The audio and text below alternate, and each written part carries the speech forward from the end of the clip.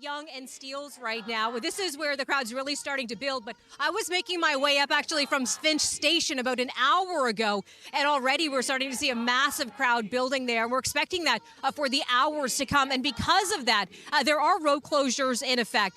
From Yonge, from Steeles, where I am right now, all the way south to about Mel Lastman Square, so about a 4-kilometer stretch. Expect a full road closure in place until about 5 o'clock today. It could take some time, too, for this crowd to disperse from that point. So really, if North York is in your area of travel this weekend today for the rest of the day, keep that in mind. And of course, we're connecting with people here at the protest today, asking them what's bringing them out here. I was just chatting with you. You've been to all of the protests that we've seen in our community. How would you compare this one so far?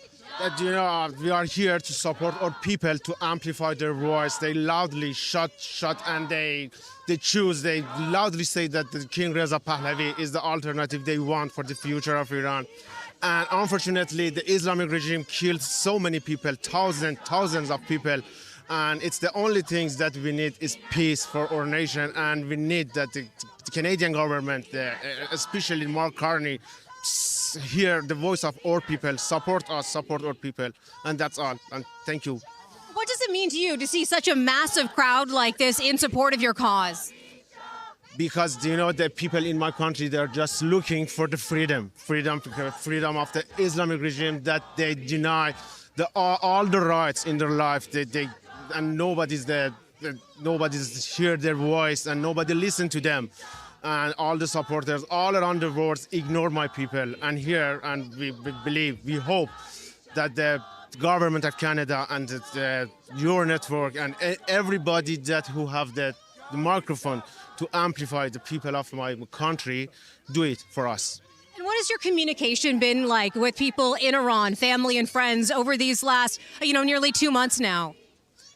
It was 12 days that the internet was completely done. It was blackout, and we didn't. During that 2 weeks, it was horrible. It was awful. And after that, after the networks come back, we saw that so many people. It was a massive massacre, and so many people dead, and so many people silenced.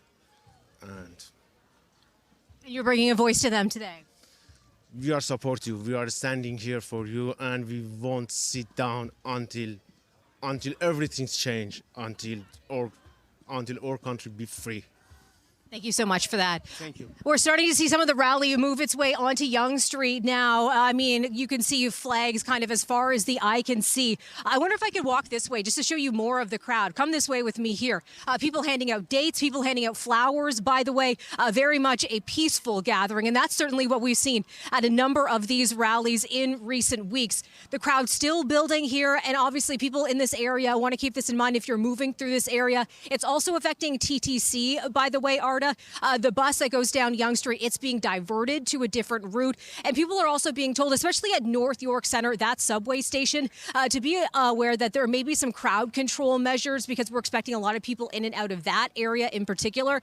But we're going to stick with this crowd throughout the rest of the day, sharing more of what they have to say and also keeping you kind of informed about this crowd situation. Again, Toronto police warning of extreme delays when it comes to traffic, when it comes to transit. Extreme is the word that they are using. And again, that's going to stretch through until later today. For now, back to you.